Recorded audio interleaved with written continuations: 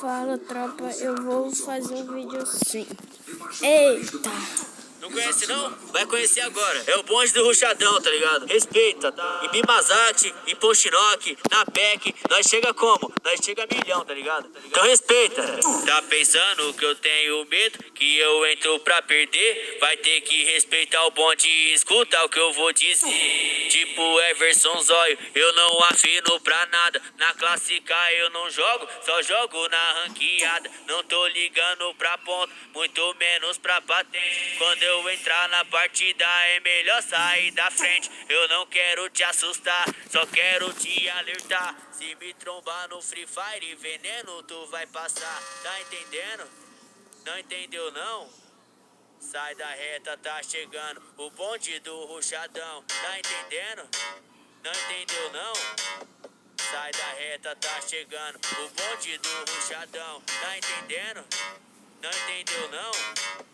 Sai da reta, tá chegando o bonde do Ruxadão. Não vai me ver na guarita, muito menos na casinha. Eu vou tá no campo aberto, fazendo tu perder a linha. No solo versus squad, os cara fica bravinho quando eu chego na final e ganho a partida sozinho. Não gosto de campeirar, essa é a pura verdade. Os noob fica telando, vendo minha habilidade. No Free Fire nós é brabo, nós é monstro, nós é destaque. Só quem representa no Free Fire, por favor deixa o like. No Free Fire nós é brabo, nós é monstro, nós é destaque. Só quem representa no Free Fire, por favor deixa o like. Tá entendendo?